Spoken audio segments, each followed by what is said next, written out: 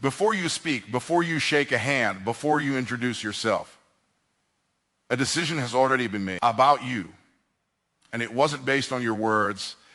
It was based on signals you didn't even realize you were sending. Most people think appearance is about money. It's not. It's about awareness. Because the most dangerous things destroying how you look are silent. They don't announce themselves. They don't warn you. They slowly erode how the world sees you and how you see you. Let me tell you something most people never hear. Your appearance is not what you wear it. It's what you signal. Before you say a word, your body already spoke. Slouched shoulders say, I don't believe in myself. A lifted chest says, I belong here. Confidence is not loud. It's upright. Fix your posture, and you instantly upgrade your appearance. Without buying anything, wrinkled clothes, unkempt hair, dry skin, people call these small things. But small things are what the subconscious notices first. You don't need luxury, you need intentionality, because the world rewards. People who look like they care, even before they prove they do, your face tells the truth you try to hide. Tension, stress, constant irritation. If your default expression looks tired, angry, or bored, that becomes your brand. You don't need to smile all the time. You need control. A calm face signals power. Here's a principle most people miss. What you allow becomes who you are. If you only try on special days, your appearance will always be average. Excellence is not an event, it's a habit. Consistency beats intensity every time.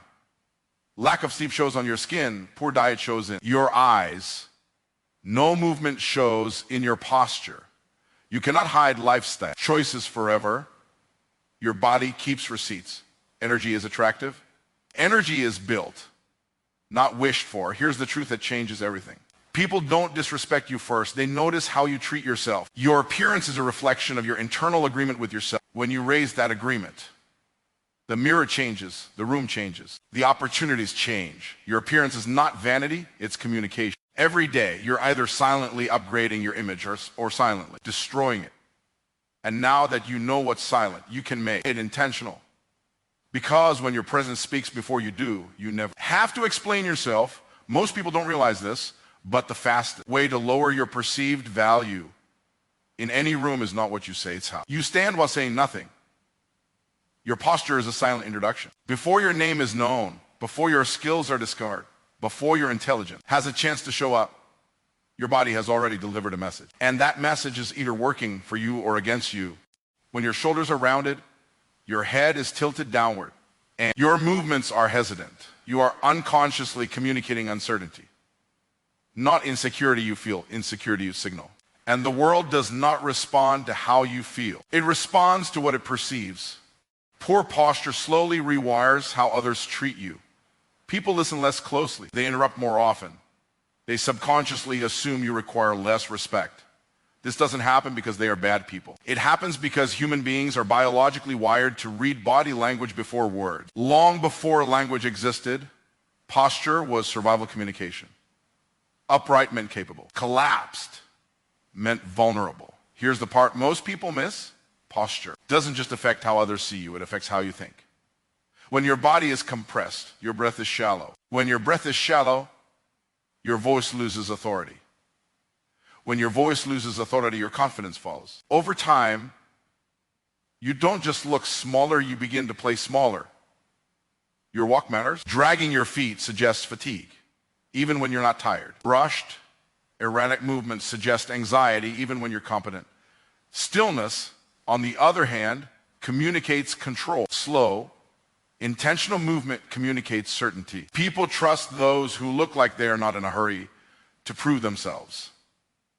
Eye contact is another silent language. Avoiding it doesn't make you humble, it makes you invisible. Holding it calmly doesn't make you aggressive, it makes you present. Presence is attractive. Presence is persuasive. Presence is power. Think about this. Two people can wear the same clothes, earn the same income, and speak the same words, and be perceived completely differently. The difference is not style, it's posture. One person occupies space as if they belong in it. The other asks permission without speaking. Your body trains the room how to treat you. And the most dangerous part is that poor posture doesn't feel urgent. It doesn't break. It doesn't alarm. It quietly compounds day after day, meeting after meeting, interaction after interaction. It subtly erodes authority, attractiveness, and credibility. The correction is simple but not easy because it requires awareness, chest open, spine tall, chin level, movements deliberate, stillness when listening, grounded feet, calm breath, not exaggerated, not forced, just aligned. When your body aligns, something else aligns with it, your energy. And when your energy changes, the room feels it.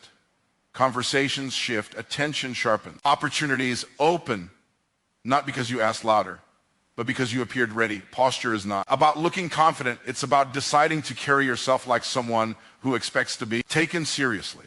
And the world almost always agrees neglecting grooming basics is one of the most underestimated ways people quietly damage their appearance because it doesn't feel dramatic. There's no single moment, where everything goes wrong.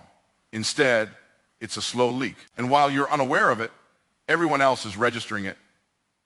Grooming is not about luxury, it's about signals. Cleanliness, order, and attention to detail communicate self-respect long before personality ever gets a chance to speak. When those basics are ignored, the message being sent is never neutral. It's interpreted as carelessness, low standards, or inconsistency, even if none of those things are true about you. People often believe grooming is optional as long as they are talented, intelligent, or experienced. But the human brain doesn't work that way. We don't evaluate in a straight line. We evaluate in layers. And grooming is one of the first layers the mind processes. Wrinkled clothing, untrimmed hair, dry skin, stained shoes, or neglect. Nails quietly tell the observer that details are not a priority. The mind then asks an unspoken question. If the details are ignored here, where else might they be ignored? This is not judgment, it's pattern recognition. Grooming habits also compound over time. When you repeatedly show up slightly unpolished, the image of you that forms in other people's minds becomes fixed. You don't get reevaluated every day. You get categorized, and once you're categorized, it takes far more effort to change that perception than it would have taken to maintain it in the first place. There's also an internal cost. When grooming is neglected, confidence doesn't disappear suddenly. It erodes quietly. You become more self-conscious. You adjust your posture. You avoid close interaction. You hesitate. And that hesitation becomes visible. What started as a small external oversight becomes an internal distraction. Another overlooked aspect is consistency. Grooming cannot be something you turn on occasionally. When care only appears on important days, it communicates that you don't see yourself as important every day. The standard you set privately eventually becomes the standard you present publicly, and the world responds to the standard you enforce. Basic grooming also affects trust. People subconsciously trust those who appear well-kept, not because they are better people, but because order suggests reliability. Clean lines, neat hair, and intentional presentation signal that you can manage yourself. And if you can manage yourself, others assume you can manage responsibility. This is especially critical because grooming requires no permission and no external validation. You don't need approval to raise your standards. You don't need a title, money, or recognition. You only need the decision that how you show up matters even when no one is watching. Neglect happens when familiarity replaces intention, when routines become rushed, when effort is postponed, when good enough becomes normal. And once that happens, appearance stops supporting your goals and starts silently undermining them. Grooming basics are not about impressing others. They are about removing unnecessary friction between who you are and how you are perceived. When those basics are handled, people focus on your words, your ideas, and your value. When they are not, attention is pulled away quietly, instantly, and often permanently. The truth is simple. The world assumes you respect yourself exactly as much as you appear to, and it treats you accordingly. Your face speaks, even when you don't intend it to. Long before words are formed, long before explanations are offered, your facial expressions communicate what you are thinking, how you feel, and most importantly, how much control you have over yourself. When those expressions are unmanaged, they quietly undermine your appearance, your authority, your influence. Uncontrolled facial expressions are dangerous because they feel honest. People often say, "That's just my face," as if lack of control is a virtue. But in reality, discipline is what separates transparency from liability. The world doesn't reward raw expression, it rewards composure. A face that constantly reveals irritation, boredom, disbelief, or fatigue sends signals that override your words, even when your intentions are positive. Micro-expressions matter more than people realize. A raised eyebrow at the wrong moment, a tightened jaw, a sigh, an eye roll. These are small movements, but they are loud. They tell others that you are impatient, emotionally reactive, or disengaged. Once those signals are received, the listener stops focusing on what you're saying and starts reacting to how you appear. Your message loses power, not because it was wrong, but because your face contradicted it. There's also a compounding effect. When your face repeatedly displays stress or frustration, people begin to associate your presence with tension. They don't consciously decide this, it happens automatically. Over time, conversations with you feel heavier. Collaboration feels more difficult. Opportunities quietly shift toward people who appear calmer, more centered, and more emotionally stable. What many don't realize is that facial expressions are deeply connected to internal states. Chronic stress, lack of rest, unresolved frustration, and constant mental noise all show up on the face. The lines deepen, the eyes dull, the muscles tighten. Eventually, what began as an emotional habit becomes a fuzzy. Cal 1. Your resting expression becomes a reflection of your unmanaged inner world. This matters because a calm face communicates control. Control communicates safety. And people trust those who appear safe to engage with. When your face is relaxed, neutral, and intentional, it creates space. People speak more openly. They listen more closely. They feel less need to defend themselves. Presence increases without a single word being spoken. There's also an internal advantage to facial discipline. When you learn to regulate your expressions, you also regulate your emotion. The act of softening your face, slowing your breath, and maintaining composure feeds back into your nervous system. You don't just look calmer, you become calmer. Confidence grows not from pretending, but from practicing control until it becomes natural. Uncontrolled. Expressions often stem from the belief that emotions should be displayed immediately, but maturity is the ability to feel without leaking. It's not suppression, it's timing. The right expression at the wrong moment can cost you credibility. The wrong expression at the right moment can close doors permanently. Your face is part of your presence. It either reinforces your words or contradicts them. When it's unmanaged, it creates friction. When it's intentional, it creates alignment. People don't have to guess how to interpret you. They feel steady around you. In the end, facial control is not about being emotionless. It's about being deliberate. About choosing what the world gets to see and when. Because when your face is calm, composed, and intentional, it sends a powerful message without saying anything at all. You are in control, inconsistent. Personal standards quietly erode your appearance because they create confusion both in how others see you and in how you see yourself. One day you show up sharp, intentional, and composed. The next day you settle. And while it may feel harmless in the moment, inconsistency sends a powerful message. Your standards are negotiable. The word does not evaluate you based on your best day. It evaluates you based on your pattern. Occasional excellence does not build a reputation.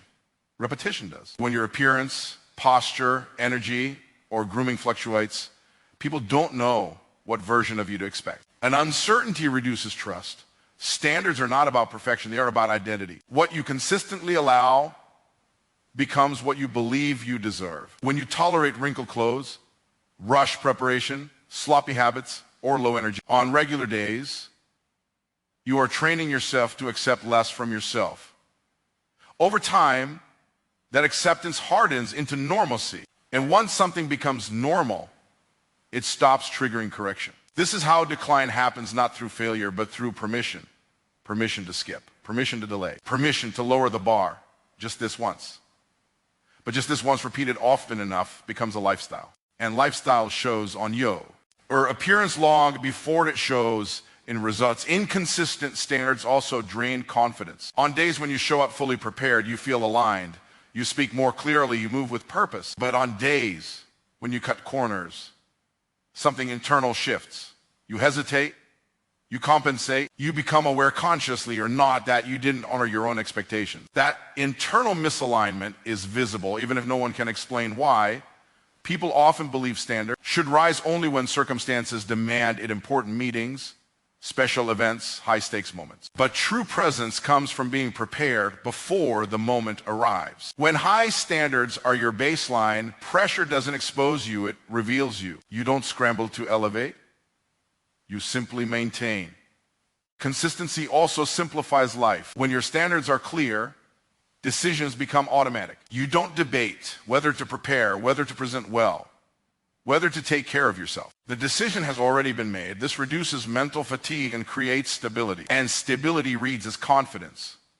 There's also a respect factor. People unconsciously respect those who respect themselves every day, not selectively. When your appearance and behavior are steady, others feel safe placing trust in you. They assume reliability because they see discipline.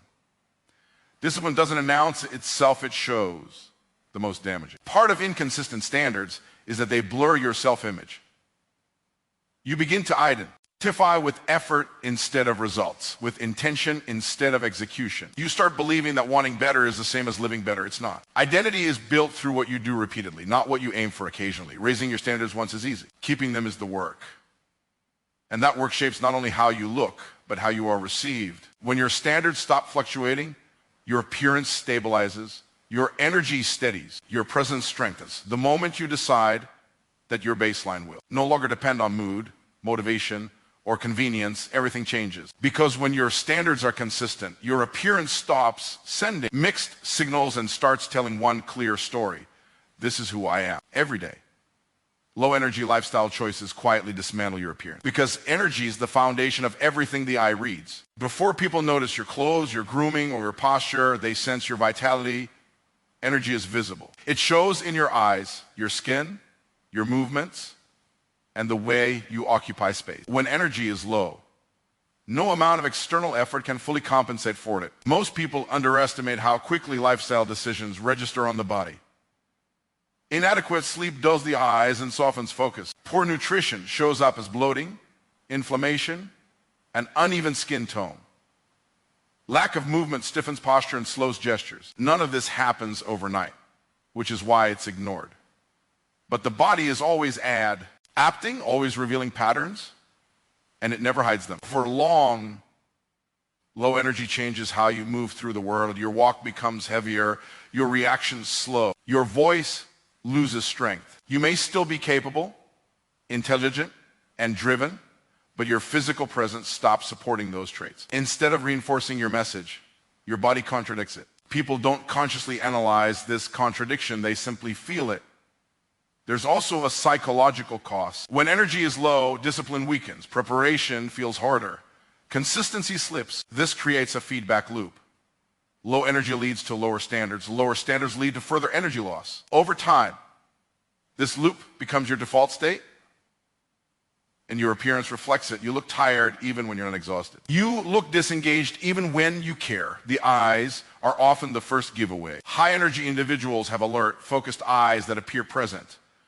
Low energy lifestyles drain that presence. The gaze becomes distant, blinks slow. The face carries weight instead of clarity. This subtle shift alone can change how trustworthy, motivated, or capable you appear. Movement is another indicator. When the body isn't conditioned, movements become inefficient. Gestures are rushed or delayed. Posture collapses. Stillness becomes uncomfortable. In contrast, a body that is rested and active moves with ease. That ease communicates confidence without effort. People are drawn to it instinctively. What makes low energy choices especially dangerous is how normalized they are. Chronic sleep deprivation is praised as ambition. Poor eating is excused as convenience. Sedentary routines are framed as productivity. But the body doesn't negotiate with narratives. It responds to inputs, and it expresses the outcome visually. Energy also tied to emotional regulation. When the body is depleted, emotions become harder to manage. Irritation shows faster. Stress lingers longer. Facial tension increases. This compounds the damage because now appearance is affected not just by physical fatigue, but by emotional leakage. Raising energy is not about extremes. It's about alignment. Consistent sleep creates clarity in the face. Proper nourishment stabilizes the body. Regular movement restores posture and flow. These are not cosmetic changes, they are foundational ones. They reshape how you look because they reshape how you function. The truth is simple. You cannot fake vitality long term. People can sense when energy is forced versus when it's real. And real energy makes everything else easier. Your grooming looks sharper. Your posture improves naturally. Your expression softens. Your presence fills the room without effort. When you choose a high energy lifestyle, your appearance stops working against you.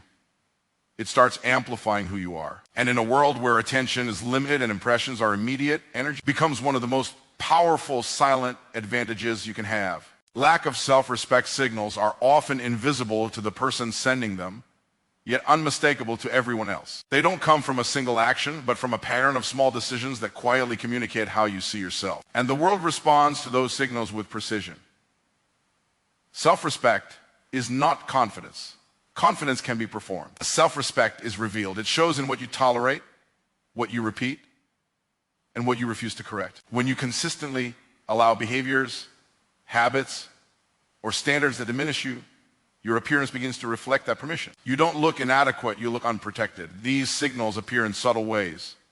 Rushed preparation, apologetic posture, downplaying your presence, over-explaining simple statements, standing slightly back when you should stand firm. None of these seem dramatic, but together they create an impression of someone who does not fully claim their space. And people instinctively respond by occupying it for you. One of the clearest indicators is how you maintain yourself when no one is watching. When care only appears under observation, it suggests performance rather than principle. True self-respect is consistent. It doesn't require witnesses. It's expressed in routine, in preparation, in how you show up for yourself first. Lack of self-respect also shows in boundaries or the absence of them, allowing interruptions, accepting poor treatment, letting disorganization and chaos persist in your environment. These behaviors don't just affect how you feel, they affect how you are perceived. People assume that if you don't guard your time, your energy, or your standard, they don't need to either. Your appearance absorbs this. The body mirrors internal agreements. When you unconsciously believe that you deserve less, your posture softens. Your voice loses firmness, your expressions hesitate. Even your eye contact changes. You don't disappear, but you fade. What makes this particularly damaging is that it becomes self-reinforcing. The less respect you signal, the less respect you receive. And the less respect you receive, the easier it becomes to justify lowering your standards further. Over time, this cycle shapes identity. You begin to see yourself through the lens of how you're treated rather than how you choose to live. Self-respect is also closely tied to decisiveness. When you hesitate to act in your own best interest, it shows. Indecision communicates doubt. Doubt communicates lack of clarity. And lack of clarity reduces trust. People trust those who appear aligned with themselves, those who move with intention, even when decisions are simple. The correction is not arrogance or aggression, it is alignment. Alignment between what you expect and what you accept. When you begin honoring small commitments to yourself, your presence changes. You stand differently. You speak more directly. You stop signaling uncertainty. Your appearance stabilizes because your internal sand. Standards have stabilized. Self-respect does not announce itself. It doesn't need validation. It's felt. It's visible. It's consistent. And once it's present, the world adjusts. People listen more closely. Boundaries are crossed less often. Opportunities increase not because you demanded them, but because you finally signaled that you are someone worth respecting. In the end, your appearance is not asking the world to treat you better. It is showing the world how you already treat yourself. At the end of the day, your appearance is not about impressing anyone. It's about alignment. Alignment between how you see yourself, how you show up. Alignment between what you value and what you tolerate. Alignment between the life you want and the signals you send every single day. Nothing we discuss today is loud. None of it requires permission. None of it demands applause. But all of it compounds, quietly, relentlessly. Your posture, your grooming, your expressions, your standards, your energy, your self-respect. They are always speaking. Even when you are silent and the world is always responding, the moment you become intentional about these silent signals, something shifts. Rooms feel different, conversations change, opportunities move closer. Not because you became someone new, but because you finally allowed the outside to reflect the value that was already there. So don't wait for motivation. Don't wait for recognition. Decide that how you carry yourself matters. Decide that your standards are no longer negotiable. Decide that the silent parts of your presence will now work for you, not against you. Because when your appearance is aligned with your self-respect, you don't have to announce your worth. The world can already see it.